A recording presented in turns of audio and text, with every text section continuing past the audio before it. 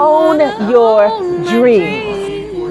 Stand up right there, stand up, and give a warm round of applause for the author, the motivator, the message midwife. Let's burn like a girl, my sister, Ona Brown.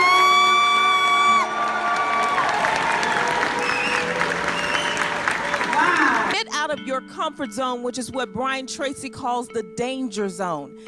And I know for me, it was a challenging time. I ran from speaking until it caught me.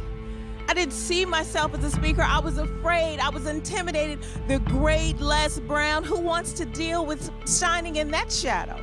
Hi, my name is Ona Brown. I'm a results coach, motivational speaker, author, trainer, and the message midwife. I help people to give birth to their messages. If there was a descendant in this world that you were unaware of, would you or would you not want to know? What are your outdated beliefs that are no longer serving you? I had a coaching client that sought me out and was worth over $300 million. When you look at how long you've been doing this, how long have you been speaking now? I've been speaking since 1995. I cannot believe it. Where has the time been? I don't know. I would like to know. Would you like to tell people our story? I knew you would like for me to do that. No, but I'm saying, do you want to? I can. I will tell the story, Dan. But there's no pressure. No, I'll tell it. It's okay. it's sometimes it brings up emotions, and I teach my speakers, you got to know where you can go. Yes, yes. But it's interesting because I remember with the private jet and the private helicopter, and one of the challenges he had with over 400 employees was that he had a belief that he inherited from his father, and his father inherited from his father, and that was, if you want something done right, you have to do it yourself. So this was a belief that he was living under, and as a result, he had a high turnover rate with his employees. He was having a lot of challenges with keeping good employees on board. You gotta find a way to go within. And it's necessary that you expand your territory and raise your mind in such a way that you're not going to buy into what's been told to you. You're not going to buy into what's happened to you. Because that negative inner conversation can show up real quick. And you'll hear that negative inner conversation. And so I had to find a way to get beyond that. When I would show up to speaking engagements, people would say, oh, well, your dad is awesome. He's phenomenal. He's the greatest. I hope you can do a little something.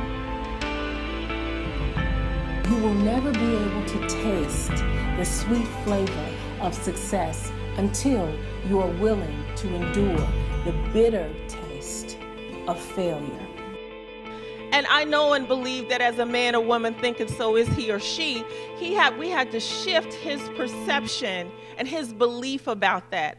And all of a sudden in the shifting of that perception, we began to see a difference in his employees and how they showed up to work. Coming early, staying late, being more dedicated. So repeat after me, when a fish dies, it stinks from the head first. Yes, so that means that when we shifted his belief, his entire company followed accordingly. We were doing things to feed life into his cells, and we were praying, and we were meditating as a family, and we were holding the vision of him healing. Let me hear you say healing.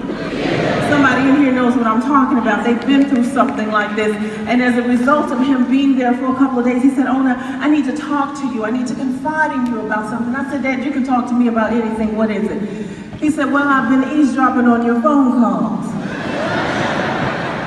I said, is that right? He said, yes. I said, and why would you do that? He said, because I was nosy and bored and I didn't have nothing else to do. I said, okay. He said, but as a result of me being nosy, I made an amazing discovery on it. I said, what is that? He said, you are a powerful speaker. You're a powerful coach. You're just using the telephone as your microphone. I said, what you talking about, Willis? He said, no, 98.9% of the people that call here, you uplift them, you encourage them, you give them methods and techniques to take their lives to the next level. This is who you are. How many of you like to help people? Raise your hand. Yes. And so I said, this is true. I like to help people, but Dad, I could never speak. You don't understand. I'm shy. I'm an introverted. Any introverts in the room? Shy people, raise your hand. Shy people unite. interesting because I remember a time where I was asked to come to a Come Out and Vote rally in Columbus, Ohio. And when I was invited to go, I thought, wow, that'll be a great mother and daughter outing. So I'm going to invite my mom. And when I said to my mother, I said, there's this great man, they say will be there, Mr. Les Brown. He's a motivational speaker. And I think we should go to this Come Out and Vote rally. It'll be something positive that we can do together as a mother and daughter. And she looked at me like I was a ghost. And I said, is everything okay? You all right? She's like, yeah. I think oftentimes we waste a lot of time looking for our purpose. If you don't know what your purpose is, serve someone until you figure it out. Own your stuff. Come here, Ona. Where's my daughter? Come here, Ona. I got a call 5 years ago from this person here. I happened to be at the office late at night.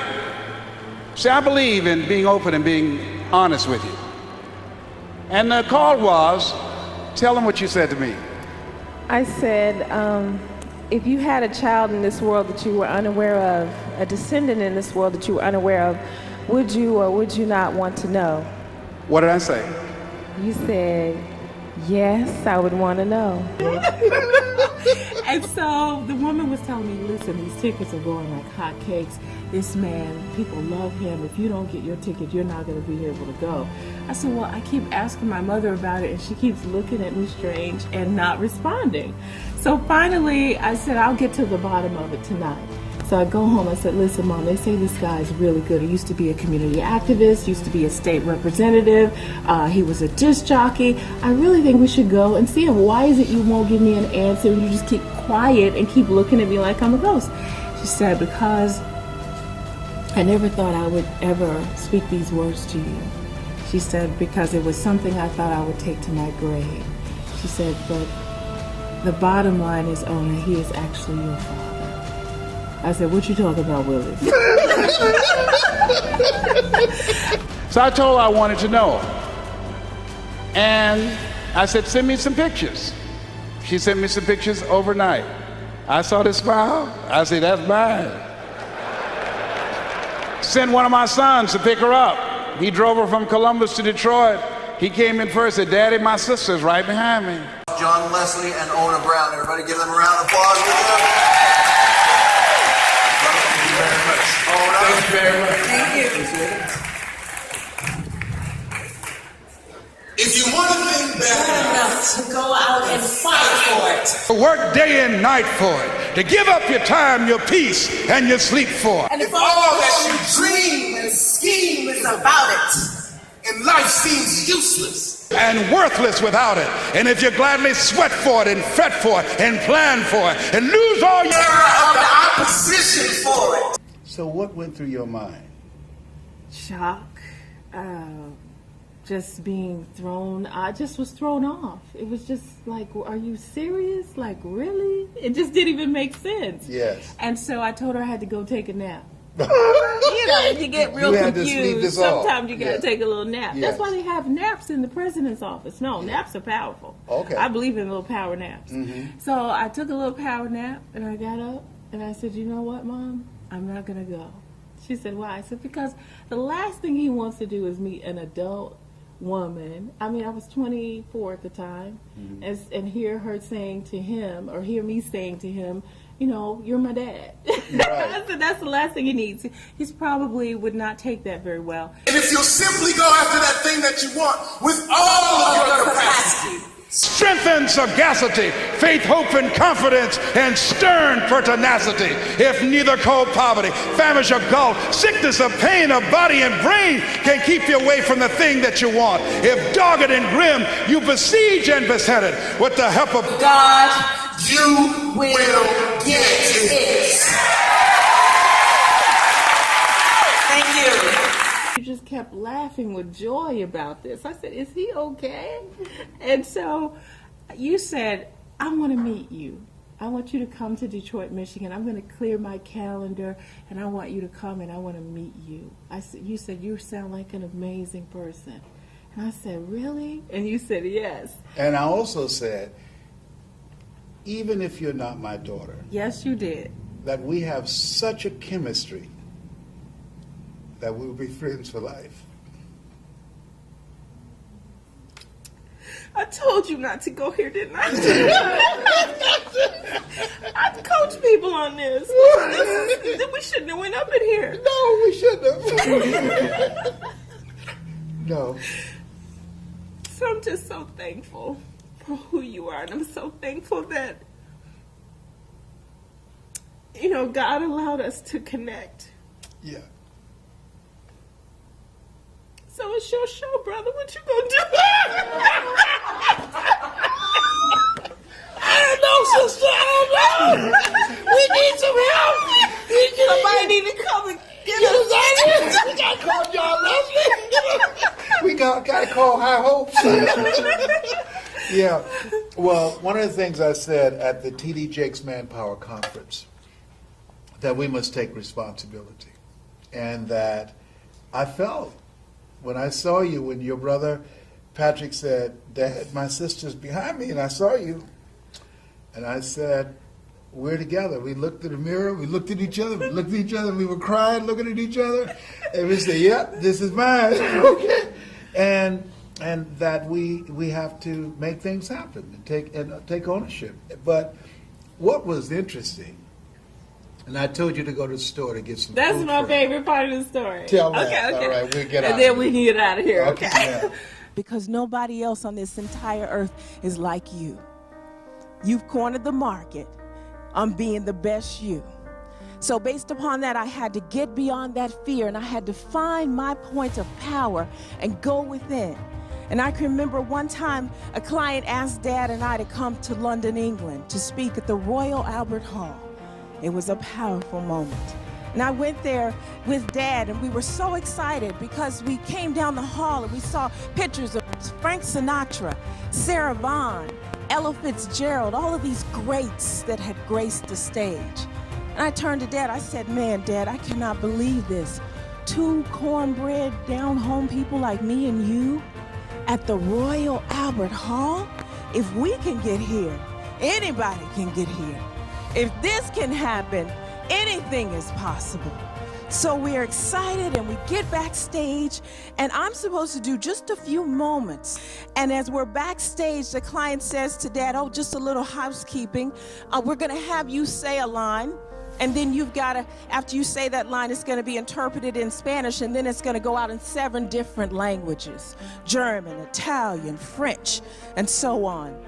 And so Dad said, "Oh, okay, no problem." He looked real nervous.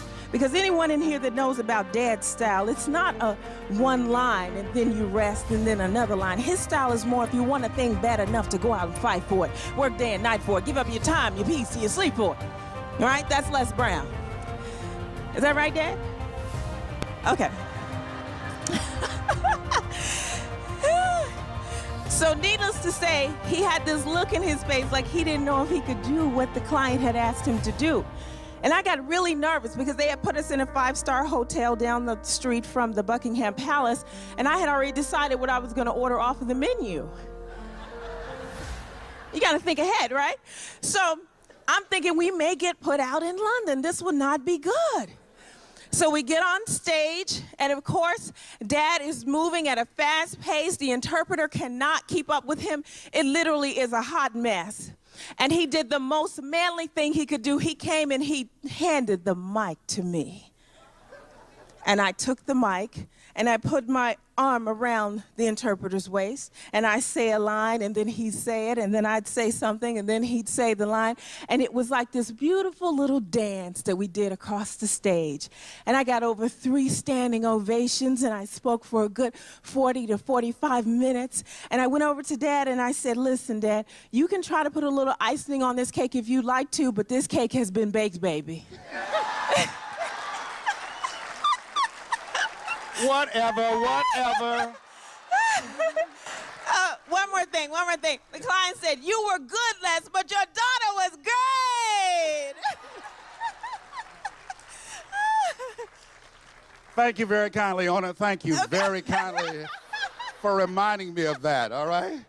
My highest moment ever. Yeah. Thank you so much. Here, take my keys, go down the street, find a grocery store, get some groceries.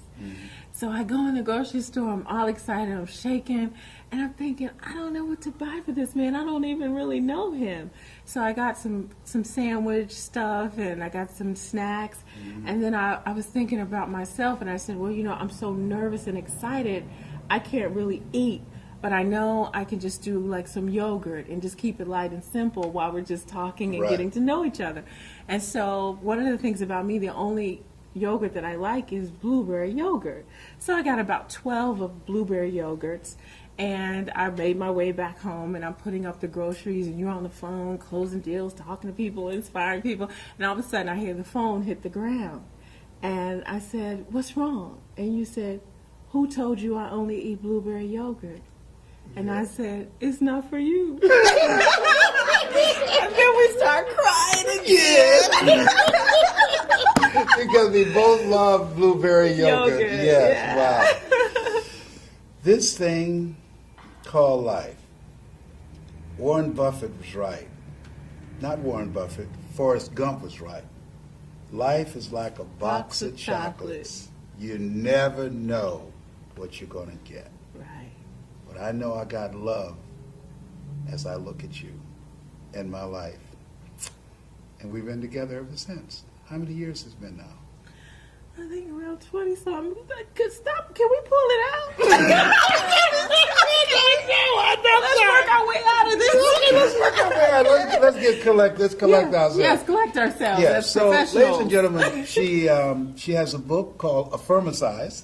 Affirmicize 101 Affirmations for Daily Living. We invite people to step into the gymnasium of their minds and affirm truth, power, love, prosperity, and hope. And she has a radio show. The title of it is Own Your Dreams with Ona Brown. And where is it located? Out of Atlanta, Georgia. Every Sunday night, from 9 p.m. to 12 midnight Eastern Standard Time. We bring on dream owners like yourself. You've been a guest quite a few times. And how can people get her on the internet? They can go to www.onabrown.com. That's ONABROWN.com. And so you're a speaker, you're a results coach, and you are a speech coach. The message midwife. And the message midwife. Yes, speaker coach.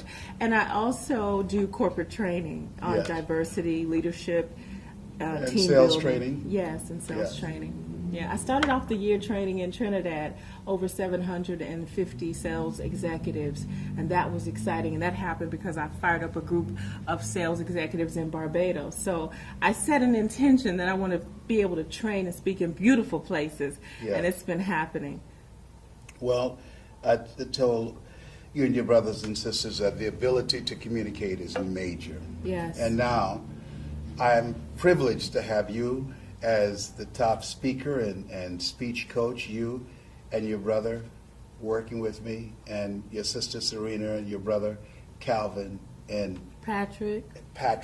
It's a pleasure. I can't wait till Honor gets involved, my grandson. John Leslie's son. And Eric, my great-grandson. Yes. I want to thank you for who you are, the young lady that you've become. I love you so much and appreciate you. I love you more, Dad. Thank you. You have something special. You have greatness within you. There's nothing like the love of our children, having them have their own goals and dreams and go into the future to make it a better place, a future that we won't visit, those of you that are in your 70s like me. You have something special. This has been Mrs. Mamie Brown's baby boy with my